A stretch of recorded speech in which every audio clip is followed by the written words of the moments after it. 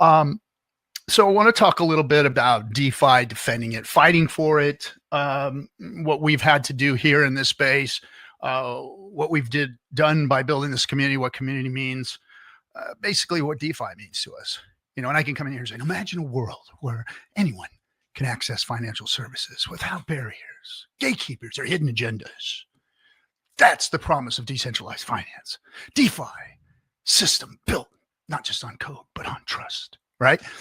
But I can't do that. I'm not going to do a TED Talk. That would be fake. That would be phony. And you guys wouldn't trust me, right?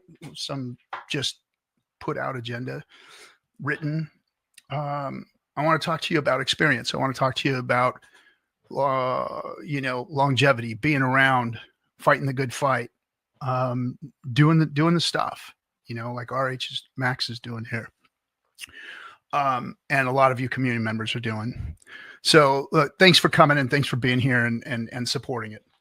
Because it's stuff like this with integrity, that the community is involved in, that is going to be what moves us forward. Because here's the thing, DeFi in all of its technical terms is that thing that is supposed to give us access to this wonderful thing called crypto, which eliminates the middleman, which gives us control of our money and our destiny with smart contracts and blockchain and immutable code and all that kind of stuff.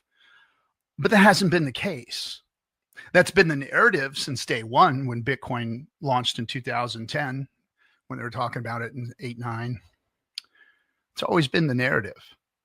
The libertarian bros grabbed on a hold of it and used it as their mantra for a while.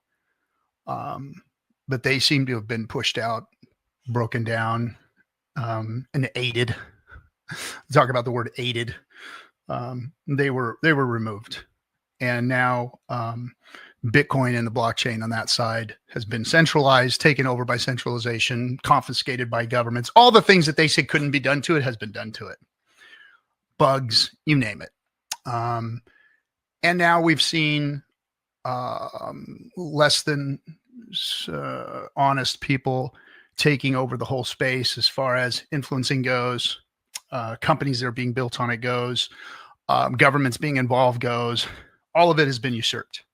There is no more DeFi over there in Bitcoin world. And hell, BlackRock owns most of it. The actual institution that they were railing against and why it was built to go up against in the first place.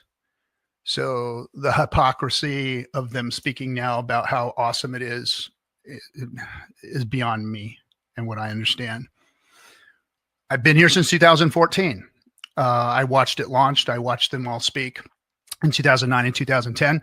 I was I built a platform that supported a game called Counter-Strike, like social media platform, gaming platform for people to compete with each other. So in the forums, in the IRC forums back then, that's how we used to all communicate. I watched Bitcoin get built. I watched the people talk about it. I watched the coders talk about how awesome it was going to be. I ignored it until about 2014. And then I saw that it had moved in price. I didn't see any use of the technology. I thought it was just an encrypted PayPal service or something at first, because now that sounds funny to think of it that way, but remember, this was innovative. This was stuff that nobody had seen before. So that's what I had sloughed it off to be. But then when I saw the price move, I got interested. It's kind of what moves us all, right? We can sit here and say we're in it for the tech. We're in it for the awesome reasons why it could fix the world. But the first thing that catches us is that dollar on the floor, that shiny object, that green candle, that number go up. That could I get rich? That scratcher you see in the window at the mini mart, right? It's intriguing. It grabs your attention.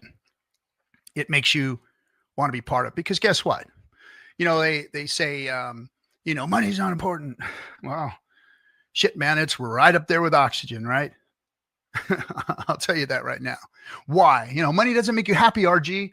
No, listen to me. Money buys you options. Options buys you freedom. Freedom makes you happy. That's how money works, and that's how finance works.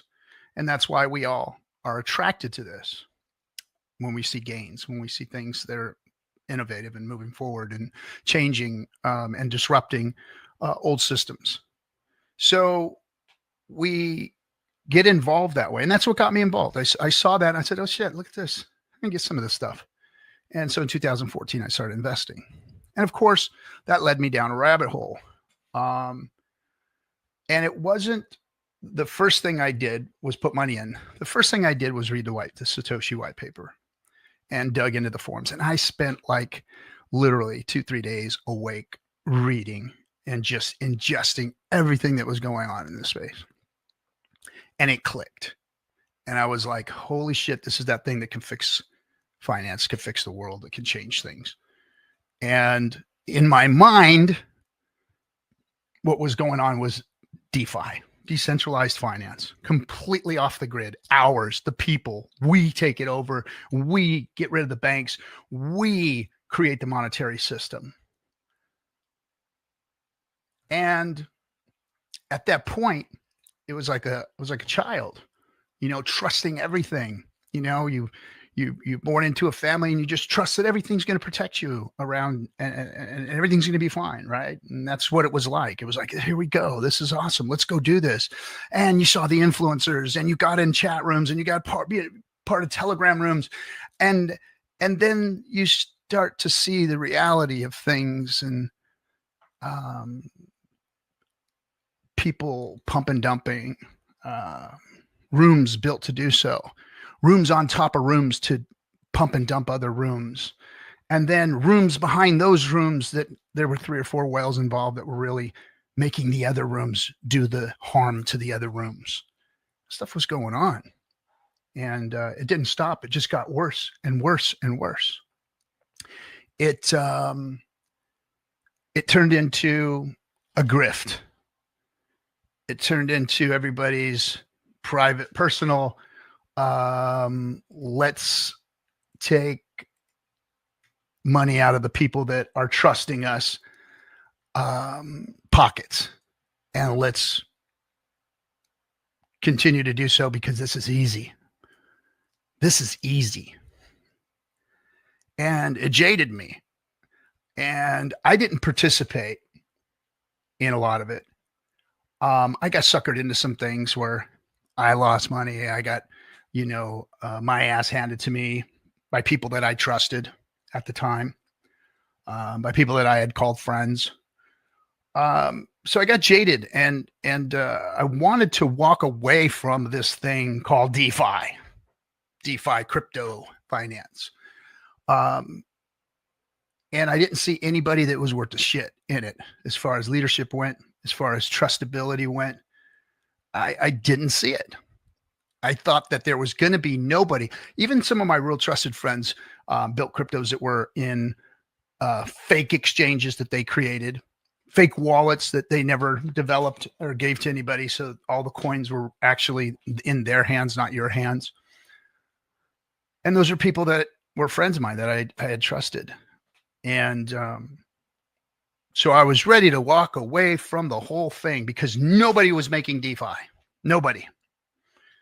And at the time I had been listening and watching a lot of influencers, and there was this one cat, his name was Richard Hart. And I liked him because he was kind of goofy. He had this top hat on. He was talking about self-help stuff. And he seemed very smart when it came to DeFi.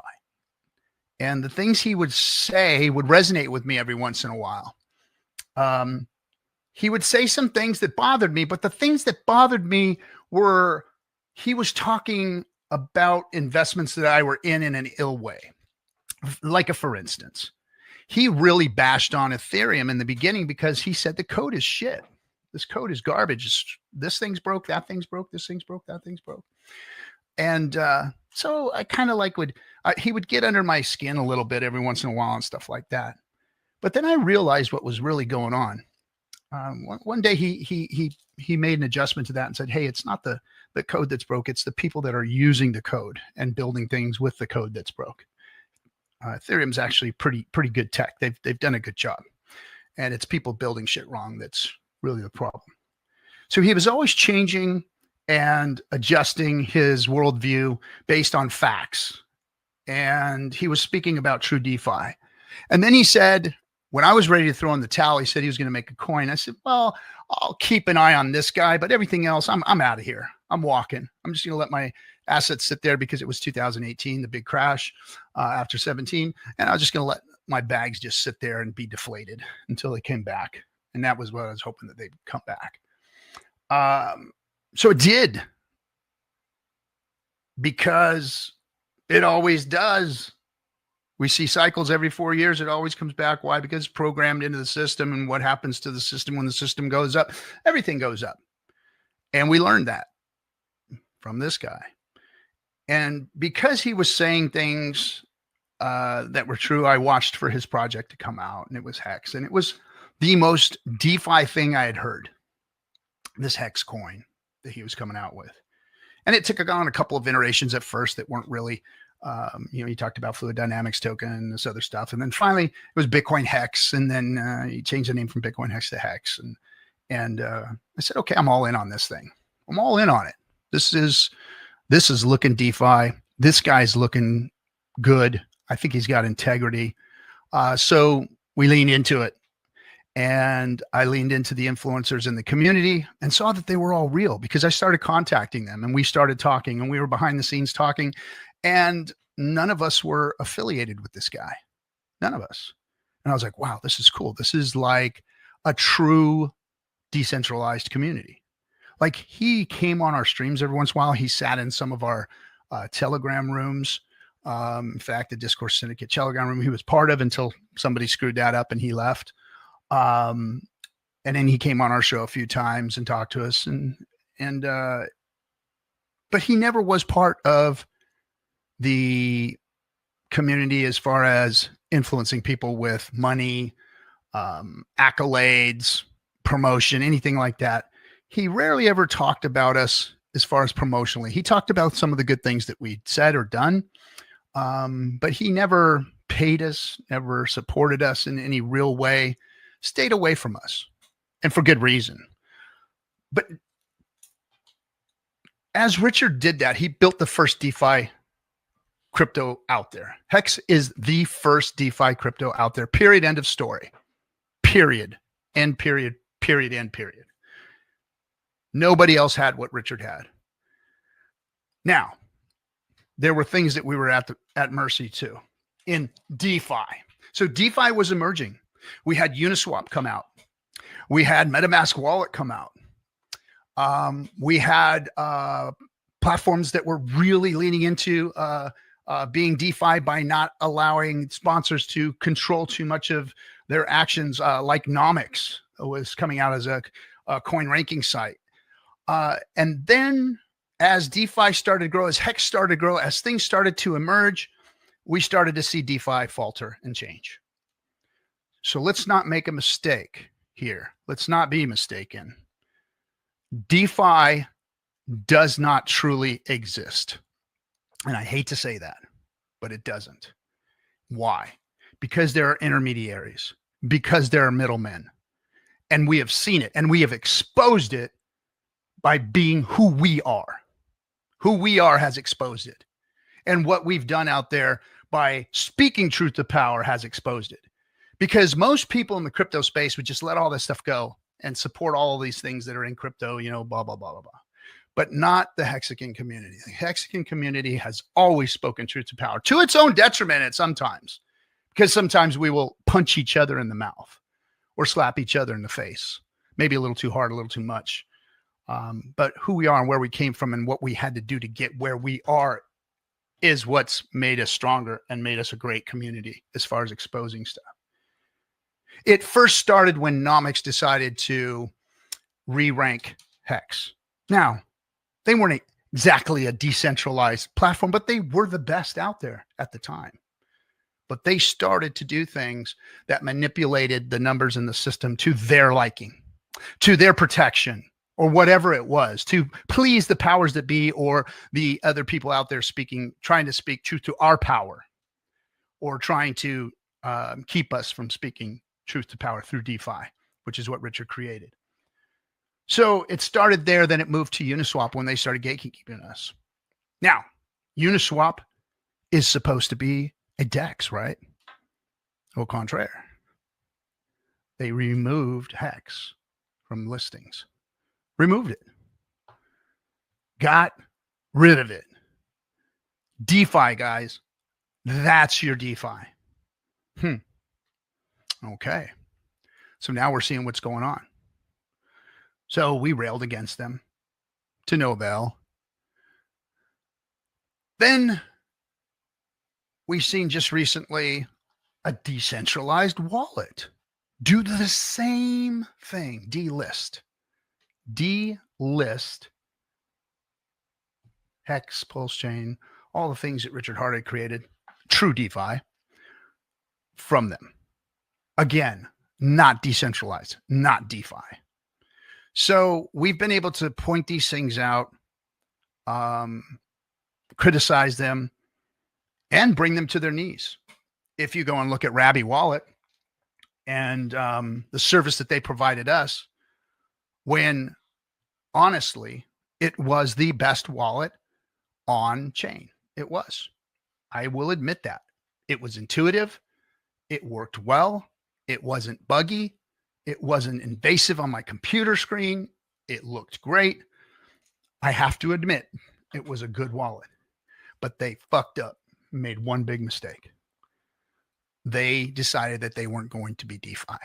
And because of that, they gave a 5 experience into a 1 experience. And the whole community said so.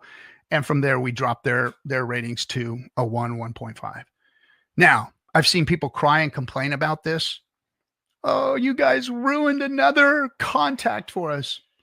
Well, I'm sorry, but when it comes to service and my word and what I put on something, if I gave something a 5 and it provided me with a 1 service, why would I do that to other people? Why would I continue to lie when they gave me a 1? Well, they're getting a 1 when they give me the service of a 1. That's what the ratings are there for. They put themselves at risk for that. They put themselves up on that platform and allowed them to be themselves to be ranked and rated. And they made a decision to tell a whole community of people that it was serving, no, fuck you. So we said, no, fuck you. And now they've got to deal with it because we are dealing with what they've done to us. Now that's DeFi. Now, what are we doing here? What is happening? What is going on in the space with this kind of stuff? Why is everybody digging in each other's pockets? Well, we see this all the time, whether times are good or times are bad, meaning green candles or red candles in the market. But we see it a lot more often when there's red candles. And that's when people are in famine and people are in desperation mode and people are out there desperate and vulnerable and people are preying on that desperation and vulnerability. We see it with pump and dump coins. We see it with people just putting flashy stuff up real quick and then it dying because they did a horrible job of building it. When the streets are red, guys, you have to be extremely careful with your value, with your money, with your crypto, with what you're investing in, what you wanted to be part of. When it's green, you need to be just as careful, but you need to be smart and make moves and do the right things to secure the next few years for yourself, or, you know, just give yourself positions of power when it goes back down again. Cause we do move in cycles. We do. Hold on one second. I want to double check something. Is it time for me to wrap it up? You got another 12 minutes.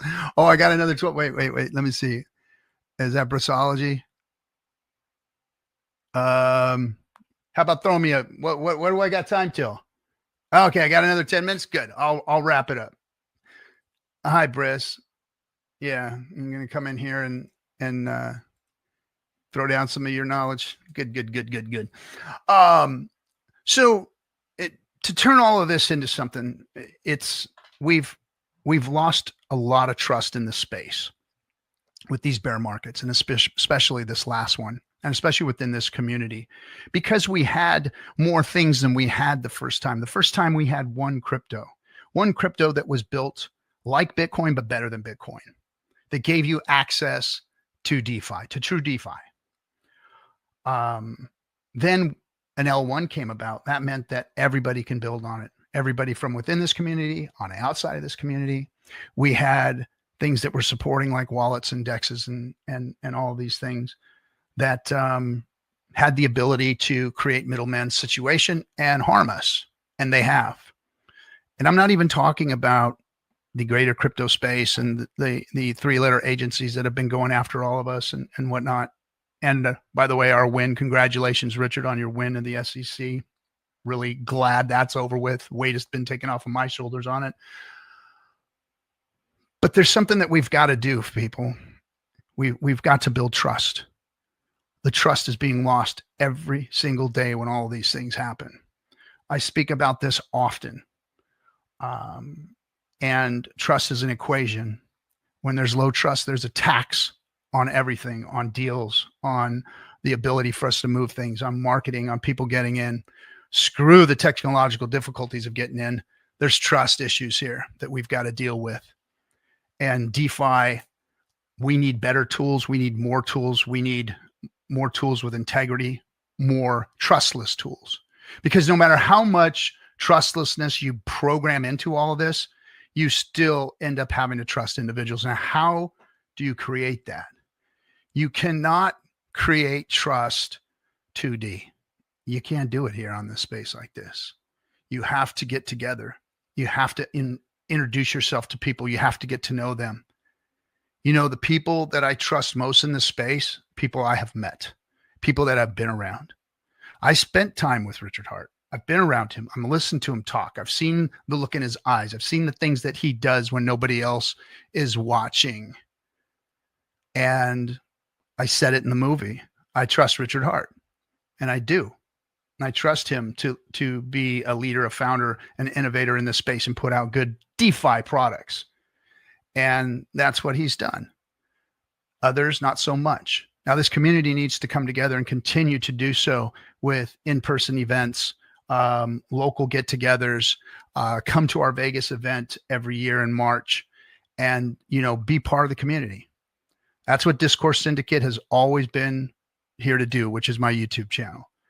I've been here to promote DeFi and create a community around it to promote great DeFi products. Now, have I always picked winners or been on the right side of everything? No, nobody gets to be 100% correct 100% of the time. Everybody can make mistakes, and everybody can be part of something that scams or hurts or whatever. It's par for the course. It's how it works. But we can all do better and try to make better decisions by coming together and being part of a team. I've built some really good relationships with some really good people. It seems to be the people that I haven't been introduced to personally that I've always found to be the worst. We have scammers in our midst, guys. We have people that will try and break into your computers. And these are people from this community. These are people that we know. They will try and break into your computer and steal your crypto. They will get you involved in scams. They will take your money from you saying that they're going to build something and they won't, and they will walk away. Those are people within this community that I know that have done this kind of stuff. So you have to be very, very careful, but we need to continue to grow. We need to continue to build trust. And that's going to take a lot of us getting together. I want to fill stadiums, guys. I want us to be so big and so powerful that we can come together with that kind of group of people and do those TED Talks that we get on stage and do the cool, you know, speech and talk to people about DeFi. But we've got to get DeFi first, and we're only going to get DeFi if we can trust the people that are building the things on top of it. There's still a ways to go. Regulatory is looking good, but you should be suspect of it. Be extremely careful out there, guys. They are talking a good game, but the grift is on. Trust me. Trust me. If they try and put things in place that'll make you happy, you better look at it a little harder. Because as soon as they come out with some type of legislation that allows things like stable coins to exist or to be part of crypto and only crypto, then you need to keep a close eye on it. So with that, stay vigilant, get together, come see us in Vegas every year. Have your own meetups and keep doing what you're doing, guys. Everyone, I think, is doing great. And in a single one of you that I have any ill to say about. Keep going.